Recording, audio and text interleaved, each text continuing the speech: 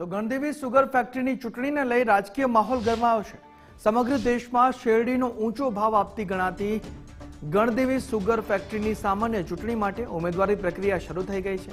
આજે ખેડૂત સહકાર પેનલના 16માંથી 14 ઉમેદવારોએ ઉમેદવારી પત્ર દાખલ કર્યા અને બહુમતીથી જીતનો દાવો કર્યો।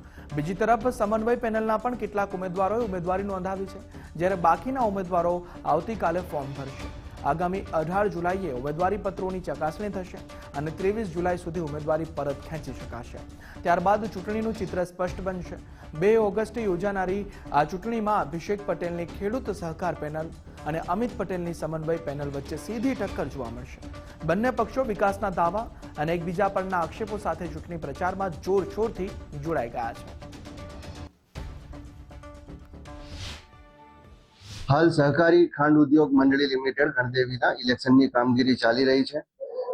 आ इलेक्शનમાં કુલ ઉત્પાદક સભાસદો અને બિન ઉત્પાદક સભાસદો તરફથી કુલ 16 બેઠકો ભરવાની થાય છે, જેની ચૂંટણી આવતી તારીખ 2/8/2026 ના રોજ યોજાશે।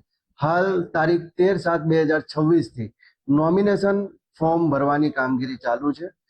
આજ રોજ સુધી કુલ 37 ફોર્મ ઉમેદવારો તરફથી રજૂ કરવામાં આવ્યા છે।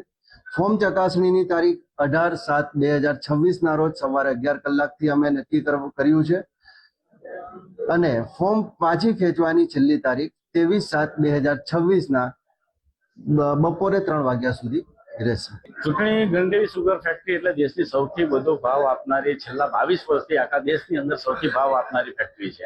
એની ચૂંટણી જ્યારે 2024 ની અંદર જાહેર થઈ છે, ત્યારે અમારા સહકાર પેનલના તમામ ઉમેદવારો પૈકી આજે 14 ઉમેદવારો આજે ફોર્મ ભરી રહ્યા છે અને લોકોનો જબરજસ્ત પ્રતિસાદ અમને સાંપડ્યો છે અને અમારા તમામ 14 ઉમેદવારો પણ જીત પ્રત્યે એટલા જ કોન્ફિડન્ટ છે અને હાઈએસ્ટ માર્જિનથી અમે તમામ સીટો